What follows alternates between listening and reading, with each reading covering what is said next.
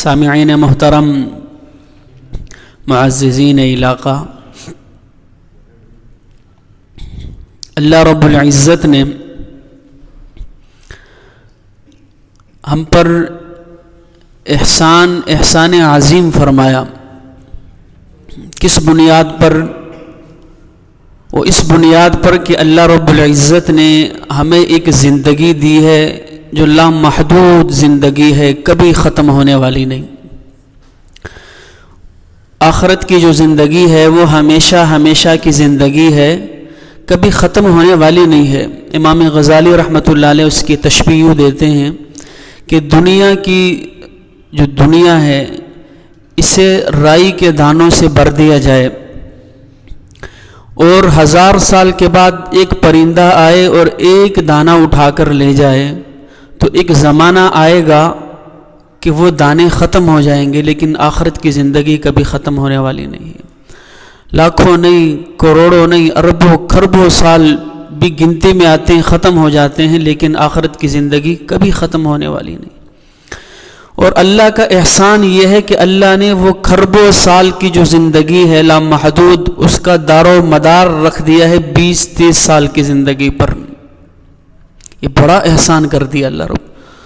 کبھی سوچیں کہ اللہ نے بڑا ہی احسان کر دیا کہ لامحدود زندگی کو لا کر کھڑا کر دیا، صرف 20 سال 30 سال، کسی کی 10 سال، کسی کی 5 دن، کسی کی بلوغت کے بعد جتنا عرصہ گزر جائے اللہ نے لا کر اس پر اس کو کھڑا کر دیا۔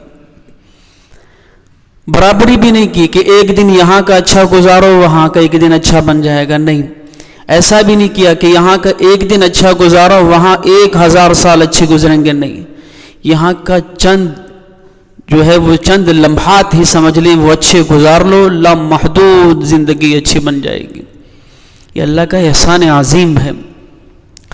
اور دوسرا، جیسے ہم کہتے ہیں نا کبھی کبھار انسان نوکری کی تلاش میں ہو اور کہیں سے آفر آ جائے اور جب وہ اپلائی کرنے لگتا ہے تو ایک ٹیسٹ 2 گھنٹے کا 1 گھنٹے کا وہ جو ہے وہ بیٹھ کر دیتا ہے، تو اس ٹیسٹ کے لیے کتنی تیاری کرتا ہے؟ کوئی پوچھے کیوں؟ کہتا ہے کہ اس پر جو ہے وہ میری 20 سالہ 30 سالہ جو جاب ہے اس کا دار و مدار ہے، اگر یہ اچھا نکل گیا تو مجھے 20 سالہ 30 سالہ جو زندگی ہے وہ راحت کے ساتھ گزر جائے گی، سرکاری نوکری یا جاب مل جائے گی۔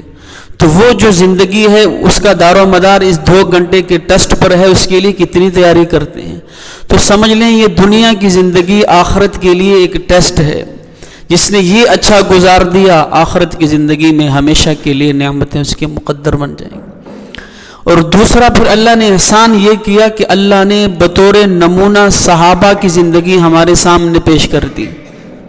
رسول اللہ کو بھیجا، صحابہ کو بھیجا، اور ان کی زندگی بطور نمونہ بطور مثال ہمارے سامنے موجود ہے۔ ایسا بھی نہیں ہے کہ سوالات کیا ہیں، دنیا کے ٹیسٹ میں پتہ نہیں ہوتا کہ سوالات کیا ہیں، جوابات کیا دوں گا۔ اللہ نے آخرت کی تیاری کے لیے صحابہ کو سامنے کھڑا کر دیا اور فرمایا یہ سوالات ہیں، ان کی طرح زندگی گزار کر آ جاؤ، جو ہے وہ تم کامیاب بن کر زندگی گزار لو گے۔ بڑی آسانی کر دی اللہ رب العزت نے، بڑی آسانی کر دی۔ تو صحابہ رضوان اللہ تعالی علیہم اجمعین کے مختلف ذوق تھے، ہر صحابی کا اپنا ذوق تھا، اور ان کا وہ ذوق آج امت کے اندر مستقل طور پر طبقات بن چکے ہیں۔ کچھ صحابہ تھے جنہیں قرآن کا بڑا ذوق تھا، بڑے قراء تھے، 4-5 صحابہ تھے جن کو رسول اللہ صلی اللہ علیہ وسلم کے زمانے میں بھی شرف حاصل تھا کہ انہیں بڑے قاریوں کے اندر شمار کیا جاتا تھا۔ ان کا وہ ذوق آج امت کے لیے مستقل طور پر ایک شعبہ بن چکا ہے۔ لاکھوں کروڑوں حافظ، بلکہ آج سے 9 سال قبل امریکہ نے ایک سروے کیا تھا دنیا کے اندر حفاظ کی تعداد کتنی ہے، تو تب 13 ملین تھے، یعنی کہ 1,30,00,000 تعداد آج سے 9 سال قبل تھی، آج تو مزید زیادہ ہو چکی ہوگی۔ تو یہ صحابہ کا وہ ذوق جو بعد میں امت کے لیے طبقات بن گئے۔ ان میں ایک صحابی حضرت ابی بن کعب رضی اللہ عنہ، جنہیں رسول اللہ صلی اللہ علیہ وسلم نے فرمایا تھا اقرأہم ابی بن کعب، کہ میری امت کا سب سے بڑا قاری جو ہے وہ ابی بن کعب ہے۔ یہ رسول اللہ صلی اللہ علیہ وسلم نے انہیں خطاب دیا تھا۔ اور ان کو ایک اور بھی اعزاز حاصل ہے کہ اللہ کے نبی صلی اللہ علیہ وسلم نے ایک دفعہ انہیں بلایا اور فرمایا کہ ابی، اللہ کا حکم ہے مجھے کہ میں آپ سے قرآن سنوں۔ تو فرمانے لگے کہ اللہ نے میرا نام لے کر کہا ہے؟ حضور صلی اللہ علیہ وسلم نے ارشاد فرمایا ہاں، اللہ نے تیرا نام لیا ہے اور سورت بھی بتا دی ہے کہ سورۃ البینہ مجھے سناؤ۔ تو یہ ان کو شرف حاصل تھا۔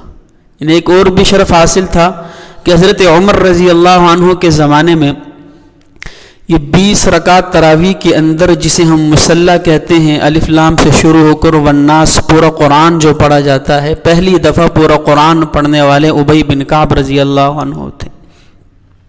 مصلی کی ابتدا کرنے والے صحابی ابی بن کعب رضی اللہ عنہ تھے۔ اسی طرح ایک اور صحابی تھے عبداللہ ابن مسعود رضی اللہ عنہ، وہ بھی بڑے قاری تھے۔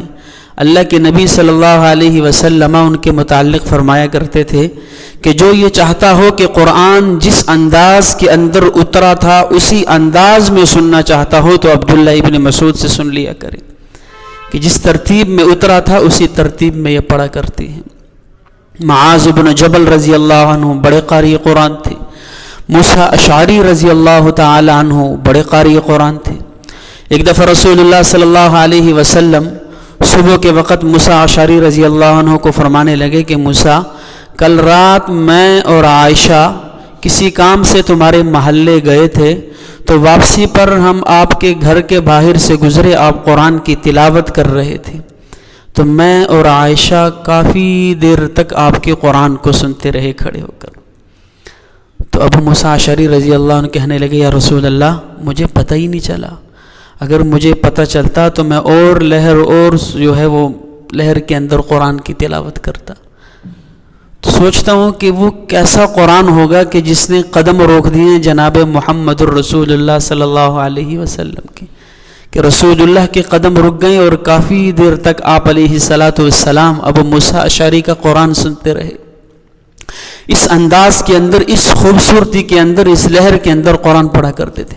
پھر آپ نے فرمایا کہ ابو موسیٰ لقد اوتیت مزمارا من مزامیر آل داؤد، کہ تمہیں تو آل داؤد کے سروں میں سے، لہروں میں سے ایک لہر، یعنی کہ ان کے خاندان کے گلوں میں سے تمہارے گلے کے اندر گلا فٹ کیا گیا ہے، کہ جس طرح لہر، جس طرح سور اللہ رب العزت نے آل داؤد علیہ السلام کو دیا تھا، تمہیں تو میری امت میں سے وہ سر دیا گیا ہے۔ اور داؤد علیہ السلام کے متعلق آتا ہے کہ ان کو زبور جو کتاب ملی تھی وہ حمد کی کتاب تھی، گیت، ہمارے والے یہ گیت نہیں، وہ گیتی اشعار کے اندر تھی، اور حمد کی کتاب تھی۔ داؤد علیہ السلام جب پڑھتے تھے تو آسمان پر چلتے پرندے رک جاتے قرآن سننے کے لیے، زبور سننے کے لیے۔ سمندر کے کنارے پڑھتے تھے، سمندر کی ساری مچھلیاں کناروں پر آ جایا کرتی تھی۔ پہاڑوں کے پاس پڑھتے تھے، پہاڑ جھوم اٹھتے تھے، ساتھ ساتھ پہاڑ قرآن جو ہے وہ زبور کی تلاوت کیا کرتے تھے۔ تو داؤد علیہ السلام کو اللہ نے اتنی خوبصورت آواز دی تھی، تو آپ علیہ السلام ابو موسیٰ اشعری سے فرما رہے ہیں لقد اوتیت مزمارا من مزامیر آل داؤد، کہ تمہیں تو داؤد علیہ السلام کے سروں میں سے ایک سر دیا گیا ہے۔ یہی حضرت موسیٰ اشعری رضی اللہ عنہ اور حضرت معاذ بن جبل رضی اللہ عنہ ان کا مذاکرہ ہوا، تو ابو موسیٰ سے معاذ بن جبل نے پوچھا کہ تم قرآن کس طرح پڑھتے ہو؟ تو ابو موسیٰ رضی اللہ عنہ کہنے لگے کہ میں ہر وقت قرآن کی تلاوت کرتا ہوں، چلتے پھرتے اٹھتے بیٹھتے جس حالت کے اندر ہوں میری زبان پر قرآن جاری رہتا ہے۔ یہ حضرت موسیٰ اشعری رضی اللہ عنہ کا شوق تھا۔ تو موسیٰ اشعری رضی اللہ عنہ نے معاذ بن جبل سے پوچھا کہ تم قرآن کی تلاوت کس طرح کرتے ہو؟ تو وہ فرمانے لگے کہ موسیٰ مجھ سے اس طرح نہیں پڑھا جاتا، جس طرح تم پڑھتے ہو مجھ سے اس طرح نہیں پڑھا جاتا، بلکہ میں تو قرآن کے لیے یکسوئی وقت نکال کر قرآن کی تلاوت کرتا ہوں۔ یہ ان کا ذوق تھا، یہ ان کا ذوق تھا، اس طرح پڑھنا یہ بھی ٹھیک ہے، یہ ابو موسیٰ اشعری رضی اللہ عنہ کا ذوق ہے، اور یکسوئی کے ساتھ وقت نکال کر تنہائی میں پڑھنا وہ معاذ بن جبل رضی اللہ عنہ کا ذوق ہے، اس طرح پڑھنا بھی ٹھیک ہے۔ تو صحابہ کا ذوق الگ الگ تھا، اور قرآن کے متعلق ان کا کیا عمدہ ذوق تھا۔ ابو ہریرہ رضی اللہ عنہ کو حدیث کا بڑا ذوق تھا، ہر وقت حدیث ان کی زبان پر، ہر جو کوئی بات کرتا ہے اس میں رسول اللہ کی حدیث بیان کر دیتے، جو کوئی بات کرتا ہے اس میں رسول اللہ صلی اللہ علیہ وسلم کی حدیث کو وہ بیان کر دیتے۔ آخری زمانے کے اندر ان پر اعتراضات ہونے لگے۔ ساتھ کے جو لوگ تھے ان کو تو پتہ تھا کہ ابو ہریرہ رضی اللہ عنہ نے رسول اللہ کے ساتھ کیسا زمانہ پایا ہے، لیکن بعد والوں کو تو نہیں پتہ تھا کہ ابو ہریرہ رضی اللہ عنہ رسول اللہ کی کتنا قریب رہے ہیں۔ نوجوان نسل اٹھی تو انہوں نے اعتراضات شروع کر دیے کہ یہ بابا جی ہر بات پر حدیث پیش کر دیتے ہیں، ہر بات پر حدیث پیش کر دیتے ہیں۔ تو ابو ہریرہ رضی اللہ عنہ کو خبر ہوئی کہ لوگوں کے اندر جو ہے وہ باتیں پھیلنا شروع ہو گئی ہیں۔ یہ مسجد نبوی کے اندر مروان بن حکم جو گورنر تھا، وہ کہیں جب باہر چلا جاتا تو حضرت ابو ہریرہ رضی اللہ عنہ کو اپنا نائب مقرر کر جاتا اور یہ ان کی جگہ جمعہ بھی پڑھایا کرتے تھے، یہ ان کی جگہ جمعہ بھی پڑھایا کرتے تھے۔ بلکہ جمعے کی جو ان کی ترتیب تھی وہ تو رسول اللہ صلی اللہ علیہ وسلم کے زمانے میں ترتیب یہ تھی کہ آپ علیہ السلام کے زمانے میں جمعے کے لیے صرف خطبے ہوا کرتے تھے، 2 خطبے جو ہم پڑھتے ہیں، ایک خطبہ دوسرے تھوڑا سا وقف کر کے دوسرا خطبہ، اور یہ 2 خطبے اس لیے ہیں کہ یہ جو 4 فرض ہیں ظہر کے، ان میں سے جمعے میں ہم 2 پڑھتے ہیں، تو یہ 2 خطبے 2 فرضوں کے قائم مقام ہے۔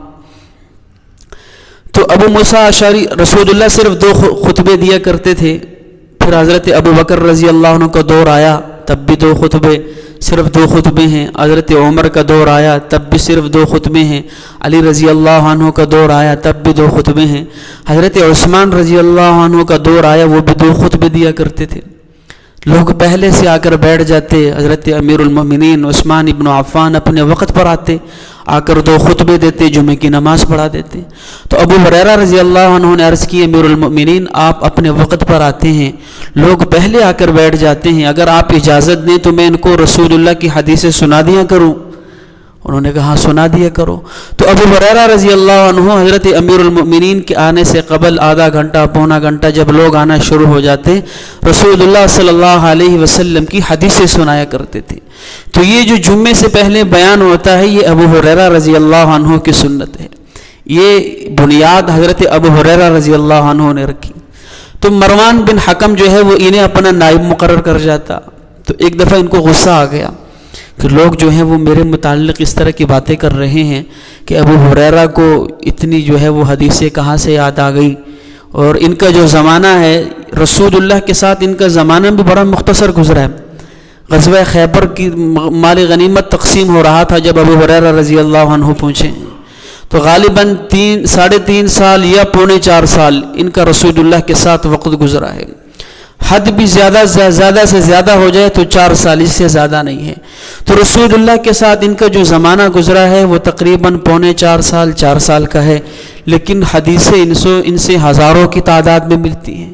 جس بات پر آپ دیکھیں حضرت ابو ہریرہ رضی اللہ عنہ کی روایت آپ کو ملے گی۔ تو اعتراض جو ہے وہ ہونے لگا ان پر، تو مسجد نبوی کے اندر آئے جمعے سے قبل اور فرمانے لگے، بل اکثر تم، مجھے خبر ملی ہے کہ تم میں سے بہت زیادہ لوگ جو ہے وہ میرے متعلق یہ گفتگو کر رہے ہیں کہ ابو ہریرہ رضی اللہ عنہ کو اتنی روایات کہاں سے یاد ہے، ہر بات پر جو ہے وہ حدیث پیش کر دیتے ہیں، ہر بات پر حدیث پیش کر دیتے ہیں۔ تو فرمانے لگے یہ ان کے الفاظ ہیں کہ تمہارے مامے چاچے بھائی جو ہیں وہ تو دور رہا کرتے تھے، اور کوئی فجر کی نماز میں آتا، کوئی مغرب کی نماز میں آتا، کوئی 1 دن کے بعد ملنے آتا، کوئی 2 دن کے بعد ملنے آتا۔ ابو ہریرہ تو وہ شخصیت ہے کہ جب سے یہ رسول اللہ کے ساتھ ملے ہیں وفات تک کبھی رسول اللہ سے جدا نہیں ہوئے، ہر وقت ساتھ چمٹا رہا کرتا تھا، رسول اللہ کو گھر کے دروازے پر چھوڑ کر آتا، اور جب ان کے آنے کا وقت ہوتا تو وہاں گھر سے ان کو وصول کرتا جا کر کہ رسول اللہ صلی اللہ علیہ وسلم رستے میں چلتے ہوئے کچھ ارشاد فرما دیں تو میں وہ بھی سن لوں۔ اور ایک دفعہ کہنے لگے، رسول اللہ آپ جو ہے وہ ہر بات کہہ دیا کرتے ہیں تو میں ہر بات نوٹ کر لیا کروں۔ کسی صحابی نے پوچھا، بسا اوقات جو ہے وہ آپ ہنسی کے موڈ میں ہوتے ہیں، غصے کے عالم میں ہوتے ہیں، تو فرمایا رسول اللہ صلی اللہ علیہ وسلم نے فرمایا ہاں ہر بات نوٹ کر لیا کرو، اللہ کی قسم اس زبان سے حق کے سوا کچھ جاری نہیں ہو سکتا۔ تو رسول اللہ صلی اللہ علیہ وسلم کا چلنا پھرنا اٹھنا بیٹھنا، ہر حالت کے اندر گفتگو کرنا، یہ رسول اللہ کی حدیث ہے. اور ابو ہریرہ رضی اللہ عنہ ہر وقت رسول اللہ صلی اللہ علیہ وسلم کے ساتھ ہوا کرتے تھے. بھوک ہے تب بھی ساتھ ہیں، سفر ہیں تب بھی ساتھ ہیں، حضر ہیں تب بھی ساتھ ہیں. جو ہے وہ جو مدرسہ تھا اصحاب صفہ، ان کے اندر ابو ہریرہ رضی اللہ عنہ بھی تھے. کبھی رسول اللہ سے تنہا نہیں ہوئے، کبھی رسول اللہ کو چھوڑا نہیں ہے. ہر وقت رسول اللہ کا ساتھ دیا ہے. بھوک کے عالم میں ساتھ دیا ہے، تنہائی کے عالم میں ساتھ دیا. خود کہتے ہیں کہ میری بھوک کا یہ عالم تھا کہ بھوک کی وجہ سے میں بے ہوش ہو جایا کرتا تھا، اور لوگ سمجھتے تھے ابو ہریرہ کو مرگی کا دورہ پڑ گیا ہے، اور وہ آتے اور میری گردن پر پاؤں رکھتے علاج تصور کیا کرتے تھے. فرماتے ہیں اللہ کی قسم وہ بھوک تھی، مرگی کا دورہ نہیں تھا، کہ بھوک کی وجہ سے نڈال ہو جاتے، کچھ ملتا نہیں تو پھر بے ہوش ہو جاتے. لوگ اسے مرگی سمجھا کرتے تھے. فرماتے ہیں کہ ایک دفعہ مجھے بڑی سخت بھوک لگی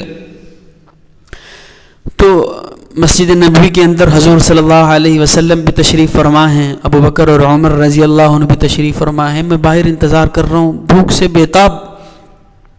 اتنے میں ابو بکر رضی اللہ عنہ گھر سے مسجد نبوی سے نکلے، گھر کی طرف روانہ ہوئے. تو میں ان کے پاس گیا اور ان سے ایک آیت کا مطلب پوچھا، اور فرماتے ہیں کہ اللہ کی قسم اس آیت کا مطلب مجھے معلوم تھا، صرف اس وجہ سے پوچھا کہ ان کے ساتھ ساتھ چلوں گا، گھر تک جاؤں گا، شاید مجھے کھانے کی دعوت دے دیں. تو ساتھ ہو گئے. ابو بکر رضی اللہ عنہ گھر تک گئے تو وہیں سے ابو بکر رضی اللہ عنہ نے مصافحہ کیا، گھر میں داخل ہو گئے، واپس آ گئے. ممکن ہے ان کے گھر بھی کچھ نہ ہو. پھر آئے، پھر کھڑے ہو گئے. حضرت عمر رضی اللہ عنہ باہر آئے، ان سے بھی ایک آیت کا مطلب پوچھا. فرماتے ہیں آیت کا مطلب مجھے یہاں بھی پتہ تھا، لیکن شاید کھانے کی صلح دے دیں. ساتھ چلنا شروع کر دیا، وہ بھی گھر تک گئے، گھر کے اندر داخل ہو گئے، میں واپس آ گیا. اب اللہ کے نبی صلی اللہ علیہ وسلم مسجد نبوی سے باہر آئے تو میری طرف دیکھ کر مسکرائے اور فرمایا ابو ہریرہ بھوک لگی ہے؟ میں نے کہا یا رسول اللہ بھوک لگی ہے. فرمایا آؤ میرے ساتھ. ساتھ لے گئے. اللہ کے نبی کے 9 گھر تھے. ایک گھر سے پتہ کروایا، کچھ نہ ملا. دوسرے سے پتہ کروایا، کچھ نہ ملا. تیسرے گھر سے پتہ کروایا، کچھ نہ ملا. چوتھے یا 5ویں گھر سے ایک دودھ کا پیالہ آیا، کافی بڑا پیالہ تھا. فرماتے جب میں نے دیکھا تو مجھے کچھ جان میں جان آئی کہ چلیں اس سے میرا گزارا ہو جائے گا. رسول اللہ کی خدمت میں پیش کیا. اب اللہ کے نبی صلی اللہ علیہ وسلم کیا فرماتے ہیں؟ ابو ہریرہ جاؤ اپنے جو اصحاب صفہ کے اندر تمہارے بھائی ہیں سب کو بلا کر لے آؤ. فرماتے ہیں وہ جو تھوڑی سی جان آئی تھی نا، وہ امید بھی ختم ہو گئی کہ وہ پیالہ شاید مجھے ملتا تو کچھ گزارا ہو جاتا. وہ 60-70 صحابہ اللہ کے نبی کہہ رہے ہیں سب کو بلا کر لے آؤ. سب کو بلا کر لے آئے. اللہ کے رسول کا حکم تھا، کیا کرتا. پھر حکم یہ دیا کہ ابو ہریرہ اب ان کو پلاؤ بھی. میں نے کہا اب تو بالکل ہی امید نہیں ہے کہ پلاؤں گا تو آخر میں کیا بچے گا. ایک کے سامنے پیش کیا، اس نے خوب پیا. دوسرے نے پیا. پیالہ لوگ پی رہے ہیں، پیالے میں سے کچھ کم نہیں ہو رہا. سارے صحابہ نے پیٹ بھر کر پیا. آخر میں رسول اللہ مجھے کہنے لگے ابو ہریرہ تم پیو. فرماتے ہیں میں نے خوب پیا. کہا ابو ہریرہ اور پیو. فرماتے میں نے اور پیا. فرمایا ابو ہریرہ اور پیو. میں نے کہا یا رسول اللہ پیٹ میں درد شروع ہو گئی، اس سے زیادہ نہیں پیا جاتا.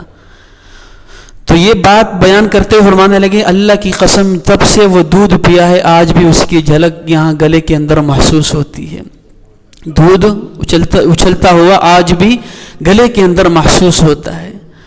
تو یہ رسول اللہ صلی اللہ علیہ وسلم کا معجزہ تھا. اسی طرح ایک روایت آتی ہے غزوہ خندق کا موقع تھا. آپ علیہ الصلاۃ والسلام جو ہے وہ جب پتہ چلا کہ سارے جو ہے وہ کفار عرب رسول اللہ پر اور مدینہ پر جو ہے وہ مسلمانوں پر حملہ کرنے والے ہیں، تو دائیں اور بائیں طرف تو پہاڑی علاقہ تھا، پیچھے طرف جو ہے وہ جنگلات سے تھے. تو ان 3 طرف سے امید نہیں تھی کہ کافر یہاں سے حملہ کریں گے. ایک طرف سے امید تھی. رسول اللہ نے کہا یہاں خندق کھودو. تو صحابہ نے وہاں خندق کھودی اور غالباً 10 فٹ چوڑی اور اس سے زیادہ گہری تھی. آج بھی حیران ہیں کہ آج بھی جو ہے وہ لوگ حیران ہیں سیاستدان کہ آج کے زمانے میں بھی اتنی کم وقت کے اندر اتنی بڑی خندق نہیں کھودی جا سکتی جتنے کم وقت کے اندر صحابہ نے اس وقت وہ خندق کھودی تھی. صحابہ خندق کھود رہے ہیں، کئی دنوں سے فاقہ ہے، بھوک ہے. رسول اللہ کا جو رنگ جو ہے وہ بالکل زرد پڑ چکا ہے، بھوک کا یہ عالم ہے، چہرہ بالکل خشک ہو چکا ہے. تو حضرت جابر بن عبداللہ رضی اللہ عنہ جب وہ آئے، رسول اللہ کے چہرے کو دیکھا، پیاس محسوس کی، بھوک محسوس کی، فوراً گھر گئے، اپنی بیگم سے کہنے لگے گھر میں کچھ کھانے پینے کو ہے؟ رسول اللہ صلی اللہ علیہ وسلم کو میں نے دیکھا ہے کہ انتہائی بھوک لگی ہوئی ہے۔ تو ان کی جو اہلیہ تھی وہ کہنے لگی ایک بکری کا بچہ ہے، اسے ذبح کر دو، کچھ جو ہے میں اسے پیس دیتی ہوں، میں اس کا آٹا بنا لیتی ہوں، روٹیاں، تم جو ہے وہ ذبح کر کے اس کو پکاؤ اور رسول اللہ کو بلا لینا۔ انہوں نے فوراً وہ ذبح کیا، ہنڈیا کے اندر رکھا، پانی ڈالا، نمک ڈالا، اور جو بیگم تھی انہوں نے وہ جوگ پیسا، روٹیاں بنانے کی تیاری شروع کی، اور یہ جا کر رسول اللہ کو دعوت دینے لگے۔ تو اہلیہ نے کہا کہ اللہ کے نبی سے جا کر کہنا کہ آپ رجل او رجلان، ایک یا دو آدمی ساتھ لے آنا۔ کل صحابہ کی تعداد کتنی ہے؟ 1500 صحابہ کی تعداد ہے غزوہ خندق پر۔ اب جابر بن عبداللہ دعوت دینے جا رہے ہیں، بیگم کیا کہہ رہی ہے کہ ایک یا دو بندوں کو ساتھ لے کر آنا، رسول اللہ کے کان میں یہ بات کہنی ہے، کوئی اور نہ سن لے۔ گئے رسول اللہ صلی اللہ علیہ وسلم کے کان میں کہنے لگے اللہ کی رسول میں نے آپ کی دعوت کی ہے، رجل اور رجلان، ایک یا دو آدمی ساتھ لے، زیادہ نہ لے کر آنا۔ فرمایا کیا بنایا ہے؟ کہا یا رسول اللہ ایک بکری کا بچہ تھا وہ ذبح کر دیا، تھوڑے سے جو ہیں وہ پکا۔ فرمایا تو بہت زیادہ ہے۔ اعلان کر دیا تمام صحابہ آ جائیں، جابر بن عبداللہ نے دعوت کی ہے، 1500 کا مجمع، ایک بکری کا بچہ۔ وہ بھاگتے ہوئے بیگم کے پاس آئے۔ ان کی جو اہلیہ تھی وہ عمر میں ان سے بہت بڑی تھی، کافی زیادہ ان کے اور ان کی اہلیہ کی عمر میں فرق تھا۔ تو ایک دفعہ رسول اللہ نے پوچھا بھی تھا کہ اتنی بڑی عمر کی عورت سے شادی کیوں کی؟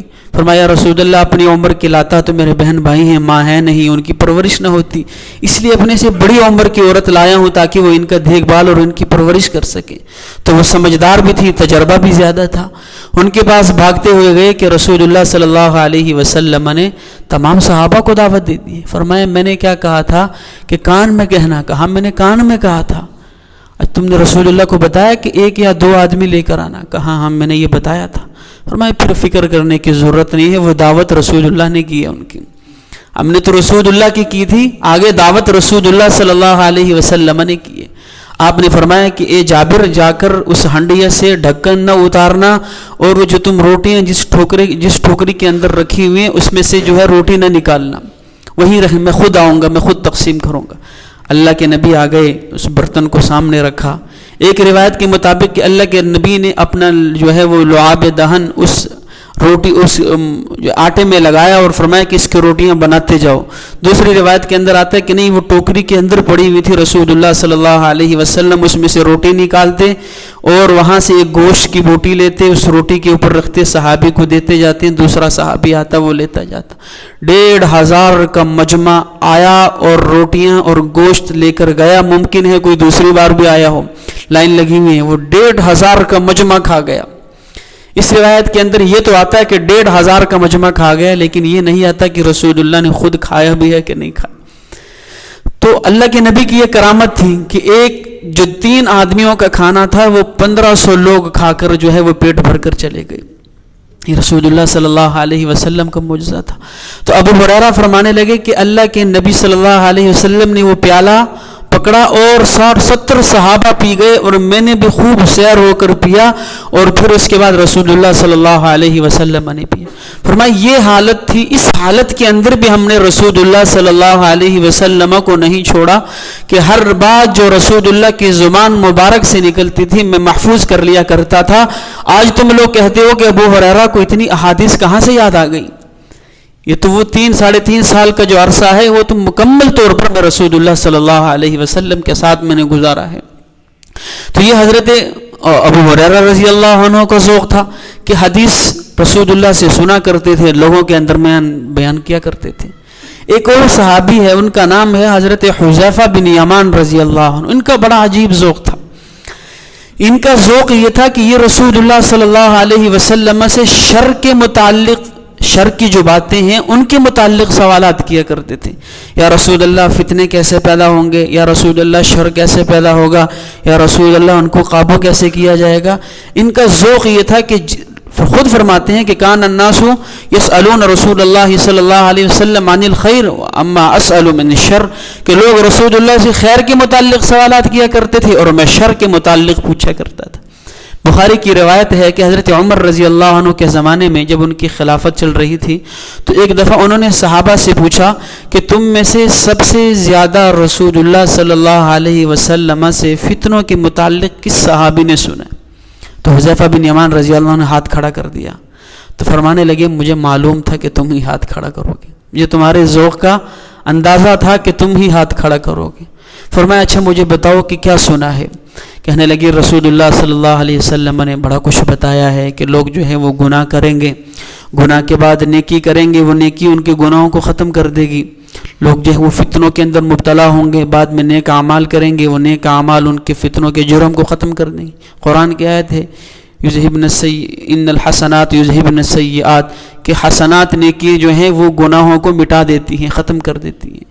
فرمایا یہ تو مجھے بھی معلوم ہے، اس کے متعلق نہیں پوچھ رہا، مجھے وہ بتاؤ تموج کموج البحر، وہ فتنے کہ جو سمندر کی طرح اٹھیں گے، بڑے بڑے فتنے.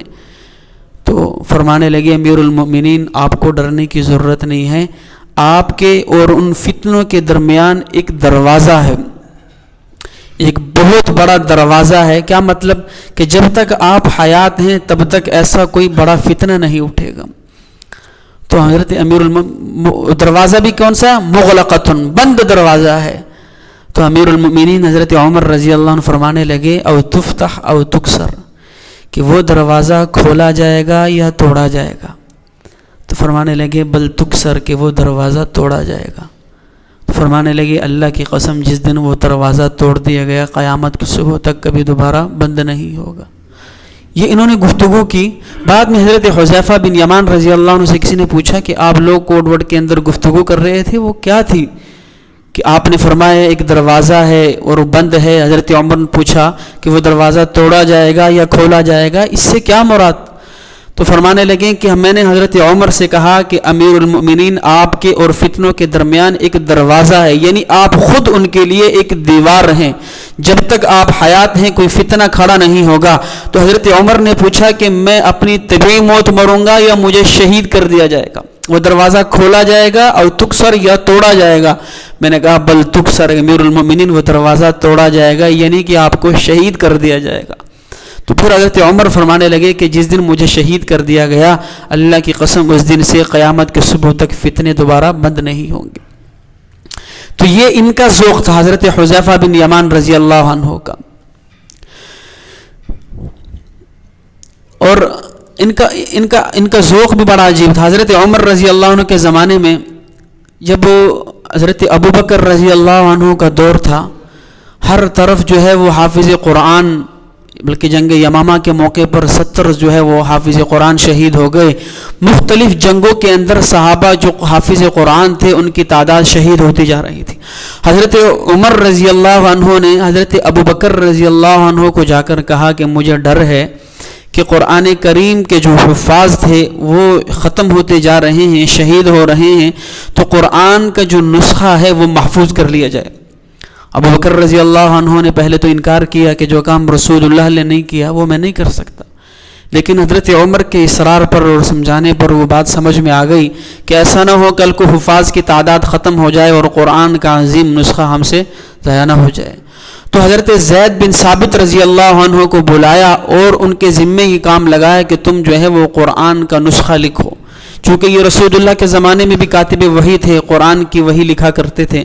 تو زید بن ثابت رضی اللہ عنہ نے قرآن کا مکمل نسخہ لکھا اور لا کر ابو بکر رضی اللہ عنہ نے وہ نسخہ مسجد نبوی کے اندر، جسے آج بھی ستون پر آپ نے دیکھا ہوگا لکھا ہوا ہوتا ہے اسطوانۃ المصحف، کہ یہ وہ قرآن، یہ وہ ستون ہے کہ یہاں پر قرآن کا وہ نسخہ پڑا رہتا تھا، لا کر اس ستون کے پاس رکھ دیا. یہاں پہ قرآن پڑا ہوا ہے، جس کو اشکال ہو، جس کو ضرورت ہو، یہ وہ نسخہ ہے، اس سے آئیں اور جو ہے وہ اس سے اپنا اشکال دور کریں، اور جس سے کچھ تحریر کرنا ہو وہ اس قرآن کو دیکھ کر اس سے تحریر کریں. ابو بکر رضی اللہ عنہ کے زمانے میں وہ نسخہ وہیں پڑا رہا. حضرت عمر رضی اللہ عنہ کی خلافت کا وقت گزرا 12 سال، وہ قرآن کا وہ نسخہ وہیں پر پڑا رہا. جب حضرت عمر رضی اللہ عنہ کو شہید کر دیا گیا تو وہ نسخہ حضرت حفصہ ام المؤمنین رضی اللہ عنہا نے اپنے پاس رکھ لیا. پھر وہ وقت آیا کہ اب دوبارہ حضرت عثمان رضی اللہ عنہ کے زمانے میں ایک دفعہ قرآن لکھا گیا. جب ایک دفعہ حضرت ابوبکر کے زمانے میں قرآن لکھ دیا گیا تھا تو دوبارہ حضرت عثمان کے دور میں دوبارہ کیوں لکھا گیا؟ اس کی بنیاد اور اس کی وجہ بنے حضرت حذیفہ بن یمان رضی اللہ عنہ، پہلی دفعہ لکھوانے کی وجہ بنے حضرت عمر رضی اللہ عنہ، دوبارہ حضرت لکھوانے کی جو وجہ بنی وہ حضرت حذیفہ بن یمان رضی اللہ عنہ. یہ یمن کے جو ہے آذربائیجان کے گورنر تھے، اور صبح کے وقت سفر کیا، کسی جو ہے وہ مقام پہ جا رہے تھے، ساتھ میں کچھ لوگ بھی تھے، اپنے خیمے میں ٹھہرے، صبح کی نماز پڑھی، نماز کے بعد ساتھ والے خیمے سے لڑنے کی آواز آنا شروع ہو گئی. آواز زیادہ ہوئی تو دیکھنے کے لیے چلے گئے، دیکھا کہ دو لوگ لڑ رہے ہیں اور گتم گتا ہوا پڑے ہیں، ایک دوسرے کو جو ہے وہ ہاتھ گریبانوں کو پکڑا ہوا ہے. تو حضرت حذیفہ بن یمان رضی اللہ عنہ ان کو چھڑایا اور فرمایا کیوں لڑ رہے ہو؟ تو ایک کہنے لگے کہ میں قرآن کی تلاوت کر رہا تھا، یہ کہتے ہیں کہ تم قرآن غلط پڑھ رہے ہو، میں قرآن صحیح پڑھ رہا ہوں، یہ مجھے غلط پڑھا رہے ہیں، اس بات پر ان کی لڑائی ہو گئی. دوسرا کہتے ہیں نہیں، یہ قرآن غلط پڑھ رہے ہیں، میں ان کو صحیح پڑھوا رہا ہوں. تو حذیفہ رضی اللہ عنہ نے ان سے پوچھا کہ تم سناؤ، تم قرآن کیسا پڑھ رہے ہو؟ قرآن پڑھا، فرمایا ٹھیک پڑھ رہے ہو. دوسرے سے پوچھا تم بتاؤ، انہوں نے جو بتایا فرمایا تم بھی ٹھیک پڑھ رہے ہو. ایک کی دلیل سنے، وہ کہتے ہیں میں نے حضرت ابو درداء رضی اللہ عنہ سے شام میں یہ آیت اسی طرح پڑھی ہے، ان کی دلیل بھی بڑی مضبوط ہے.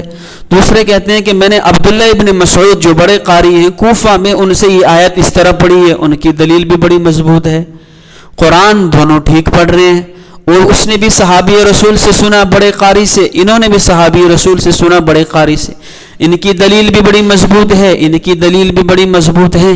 تھے دونوں عجم، عرب نہیں تھے. وہی پشتو اور پختو والا حساب آ گیا کہ اہل زبان کو آپ بتائیں گے پشتو، وہی سمجھے گا پشتو اور پختو سے معنی ایک ہی مراد ہے، صرف تلفظ کے اندر فرق ہے. اینجے تے ایویں معنی ایک ہی ہے، صرف تلفظ کے اندر فرق ہے. لیکن اگر کوئی اس زبان کا نہ ہو، اس کے سامنے یہ آپ کہیں گے، وہ کہیں گے نہیں یہ الفاظ دو ہیں، پشتو اور لفظ ہے، پختو اور لفظ ہے، اینجے اور لفظ ہے، ایویں اور لفظ ہے. وہ کہے گا یہ تلفظ بھی الگ الگ ہیں. لیکن اہل زبان سمجھتے ہیں کہ صرف تلفظ کا فرق ہے، مقصد اور معنی ایک ہی ہے. چونکہ وہ دونوں عجم تھے، اور حضرت حذیفہ بن یمان اور جو باقی عرب تھے وہ تو سمجھتے تھے کہ دونوں کا قرآن ٹھیک ہے، لیکن وہ عجمی لوگ تھے، ایک کے تلفظ میں فرق ہے، دوسرے کے دوسرے تلفظ میں فرق ہے. وہ اس کو جھگڑا بنا بیٹھے اور لڑنے تک چلے گئے.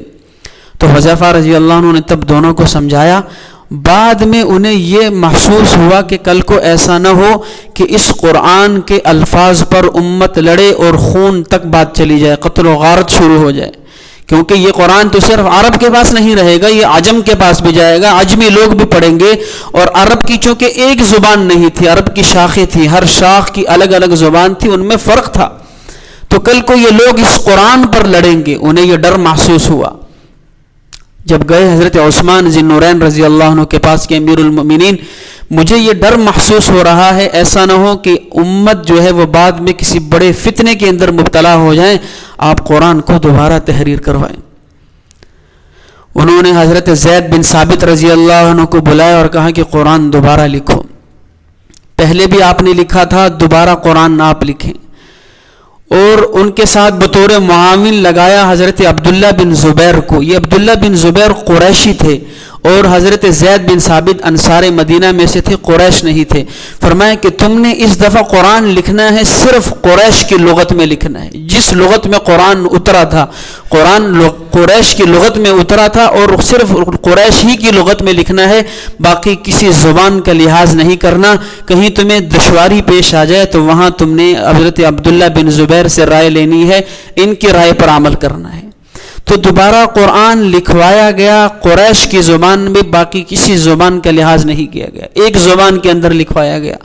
اور اس کے 6 اور 7 نسخے لکھوائے گئے.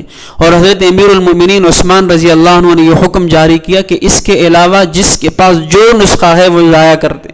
آج کے بعد قرآن یہ ایک چلے گا. اور وہی ترتیب چلتی آ رہی ہے کہ قرآن صرف قریش کی لغت کے اندر چل رہا ہے. اس کے علاوہ جو باقی نسخے تھے وہ سب کے سب جو ہے وہ انہوں نے وہ ضائع کروا دیے.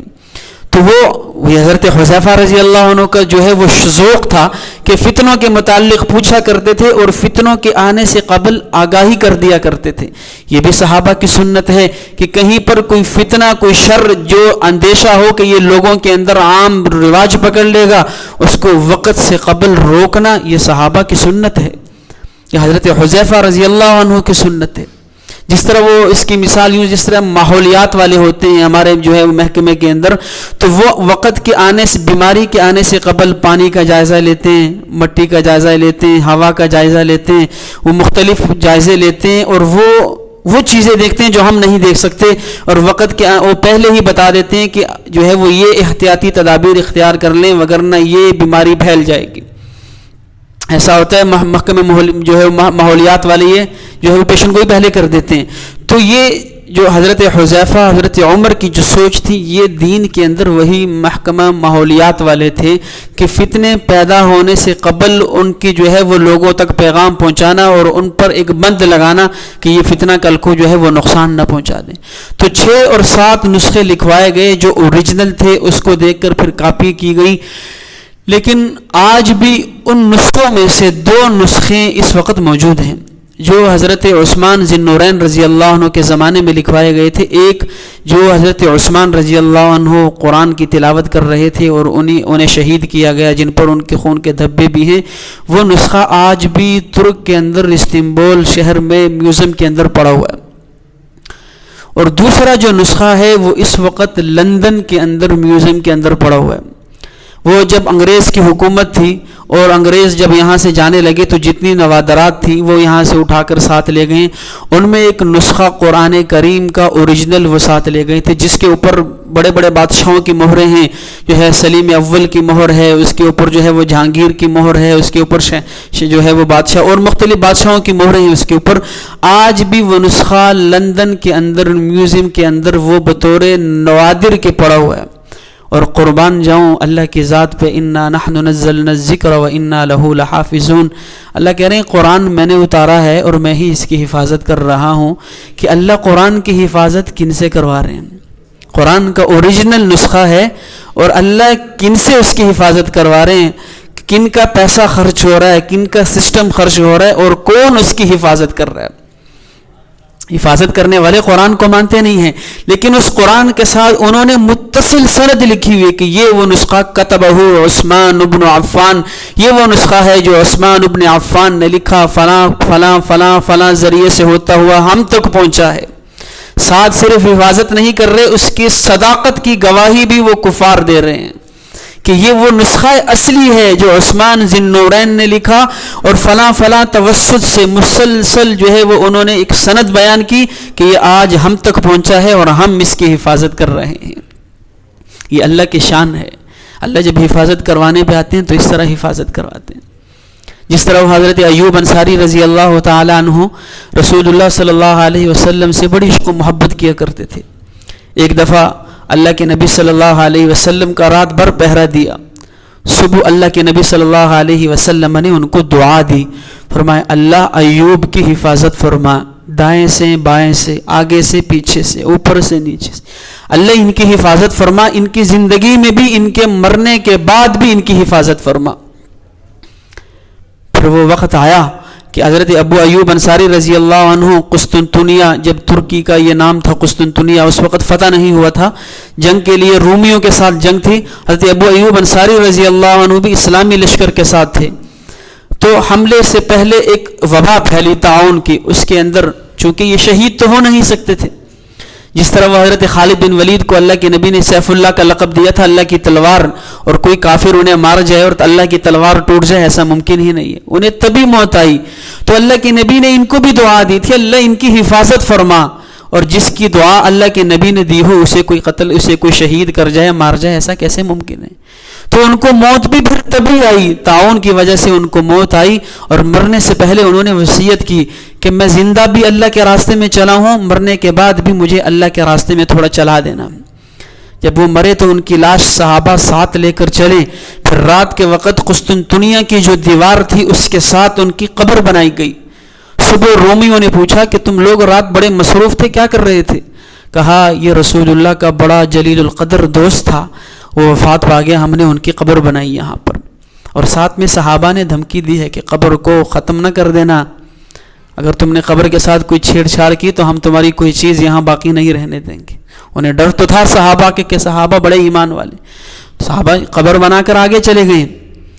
بعد میں وہ لوگ اس ڈر کی وجہ سے کہ کوئی اور یہ حرکت نہ کر جائے، وہی رومی حضرت ایوب انصاری کی قبر کی پہرہ داری کیا کرتے تھے، حفاظت کیا کرتے تھے۔ اللہ کے نبی کی دعا تھی کہ اللہ ان کی حفاظت فرما، زندگی میں بھی مرنے کے بعد بھی، زندگی میں بھی حفاظت رہی ہے، مرنے کے بعد بھی کفار ان کی قبر کی حفاظت کر رہے ہیں۔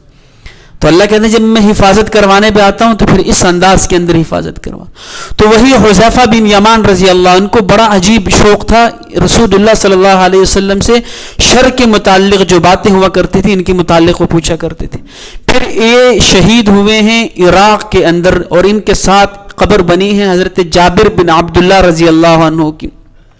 جابر بن عبداللہ اور حضرت حذیفہ بن یمان ان کی قبر عراق کے اندر اکٹھے، آج سے تقریباً 100 سال قبل 1920 سے لے کر 1930 کے درمیان کی بات ہے کہ ان کو گزرے ہوئے تقریباً 1250 یا 1300 سال گزر گئے تھے۔ اس وقت جو عراق کا صدر تھا اس کا نام تھا فاروق، اس کو خواب میں حضرت جابر بن عبداللہ رضی اللہ عنہ نے آ کر کہا کہ میرے قبر کے اندر پانی اتر رہا ہے، اس کی مرمت کرو۔ ایک دن خواب دیکھا، دوسرے دن پھر یہی خواب آیا، صحابی رسول آ کر کہتے ہیں میری قبر کے اندر پانی اتر رہا ہے، اس کی مرمت کرو۔ تو صبح پھر اس نے جو ہے وہ علماء کو بلایا، اکٹھا کیا اور کہا کہ میں 2 دن سے خواب دیکھ رہا ہوں، تو کیا صورتحال ہے؟ جب اندازہ لگایا گیا تو دجلہ، جو دریائے دجلہ تھا، اس کا جو پانی تھا وہ قبرستان کے بالکل قریب پہنچ چکا تھا۔ انہیں محسوس ہوا کہ واقعی قبروں کے اندر پانی اترنے والا ہے۔ تو تب حضرت حذیفہ اور جابر بن عبداللہ کی قبر کھولی گئی اور ان کی نعش وہاں سے نکالی گئی۔ فرماتے ہیں کہ جس طرح یہ شہید ہوئے تھے اسی طرح تر و تازہ پڑے ہوئے تھے، جیسے ہی کفن کھولا گیا ان کے زخموں سے دوبارہ خون بہنا شروع ہو گیا۔ ہزاروں لوگ دیکھ کر مسلمان ہوئے، اور ایک جوڑا تھا جنہوں نے یہ رپورٹ لکھی تھی وہ بھی غیر مسلم تھا، جب انہوں نے یہ صورتحال دیکھی تو وہ لوگ بھی ایمان لے آئے، مسلمان ہو گئے۔ تو یہ اللہ رب العزت نے جو ہے وہ ان کی حفاظت فرمائی کہ صحابہ رضوان اللہ تعالی علیہم اجمعین نے جب سب کچھ رسول اللہ صلی اللہ، اور 3 دن تک لوگ دیدار کرتے رہے، بڑا مجمع آیا دیکھنے کے لیے، 3 دن تک ان کا دیدار ہوتا رہا۔ تو جن صحابہ رضوان اللہ تعالی علیہم اجمعین نے رسول اللہ پہ سب کچھ قربان کیا ہے، اللہ رب العزت نے وہ ہمارے لیے بطور مثال ان کی زندگی پیش کر دی ہے۔ 2 چیزیں ہیں، میں نے شروع میں کہا تھا کہ ہم پر اللہ کا بڑا احسان ہے کہ نہ ختم ہونے والی زندگی، ہزاروں خربوں سال کی زندگی کا اللہ نے دار و مدار کیا بنا دیا، دنیا کی 20-30 سالہ زندگی پہ لا کے کھڑا کر دیا کہ وہ لامحدود زندگی بہتر چاہتے ہو تو یہ 20-30 سالہ زندگی بہترین بنا لو۔ اللہ کہہ رہے ہیں یہ اچھی بنا لو گے تو وہ زندگی بہترین بن جائے گی۔ اللہ کیسے اچھی بنائیں؟ پھر خفیہ نہیں رکھا کچھ، بطور جو ہے وہ اللہ نے نمونہ اور مثال کے صحابہ کی زندگی پیش کر دی، آسانی کے لیے کہ ان کے طرز عمل پر زندگی گزار لو، تم دنیا کے اندر بھی کامیاب ہو جاؤ گے اور آخرت کی نہ ختم ہونے والی لامحدود زندگی میں تم کامیاب ہو جاؤ گے۔ تو اللہ رب العزت ہمیں صحابہ کے ذوق نصیب فرمائے، جو صحابہ کا شوق تھا اللہ وہ ہمیں نصیب فرمائے، جیسے صحابہ کو قرآن کا شوق تھا اللہ ہمیں قرآن کے ساتھ شوق نصیب فرمائے، صحابہ کو رسول اللہ کی حدیث کے ساتھ بڑا شوق تھا، بڑا ذوق تھا، اللہ ہمیں وہ ذوق نصیب فرمائے۔ وآخر دعوانا ان الحمد للہ رب العالمین۔